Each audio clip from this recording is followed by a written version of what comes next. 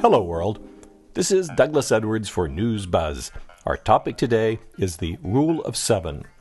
As I sat down to tell this story and recall some seemingly endless ways that seven is perceived as a magic number that crops up every day, I was reminded that I was born at 7 a.m. on the 7th of the month on what is either the first or seventh day of the week, Sunday being the first day unless you work in broadcast or retail, where the weeks all start on Monday, and Sunday is the seventh day.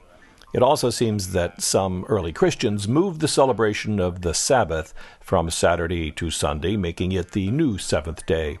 So, I'm that Sunday child full of grace, although in older versions of the Scottish rhyme, the same child is bonny and blithe and good and gay, from back when gay just meant happy or carefree. With a recent op-ed feature in the New York Times, Harvard psychologist Daniel Gilbert argues that the magic of seven is an accidental consequence of Emperor Constantine's arbitrary dictate that a week should have 7 days rather than 8. Dr. Gilbert also tells us that our obsession with fives and tens is due to the evolutionary coincidence that gives us 5 fingers on 2 hands that, taken together, incline us to count in these as multiples, thus the base 10 system. I'm good with blaming biology for the decimal system, but I don't know if Constantine's alleged deathbed conversion to Christianity or his calendar-making whim were influenced by the biblical obsession with sevens. In a variation on the chicken-egg argument, some biblical scholars assert that the weight of numerology influenced the use of seven to represent events because it added weight as a kind of implied evidence that the stories were true.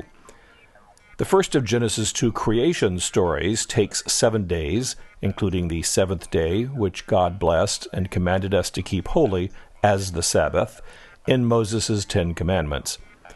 Egypt had 7 years of plenty and 7 years of famine, and Jesus divvied up 7 loaves and 7 fishes to miraculously feed a multitude of followers. Of course, there's also the seventh son of the seventh son, and forgiveness 70 times 7. The apocalypse, or end times, are heralded by the opening of the seventh seal, which is also the title of an Ingmar Bergman film released in 1957.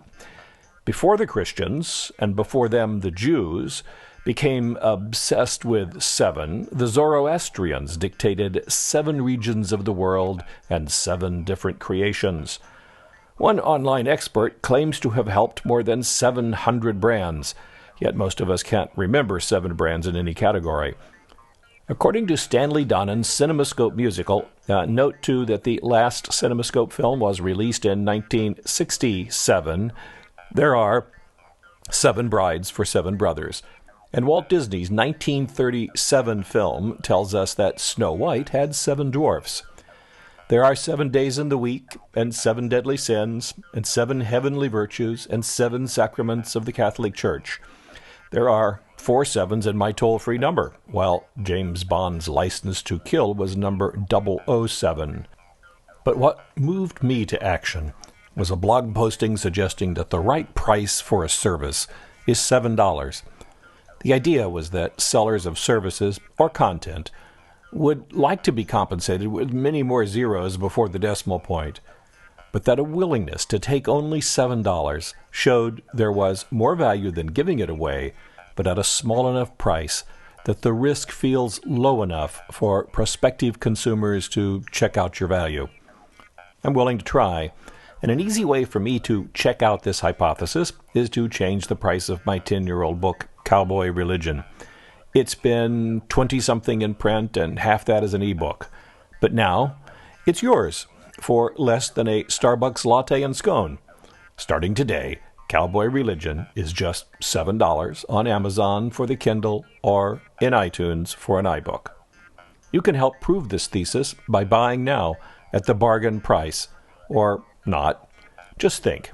Timeless wisdom and a peek inside my head, all for only $7.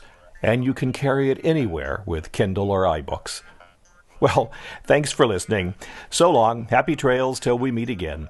This is Douglas Edwards, also known as Buzz Doug.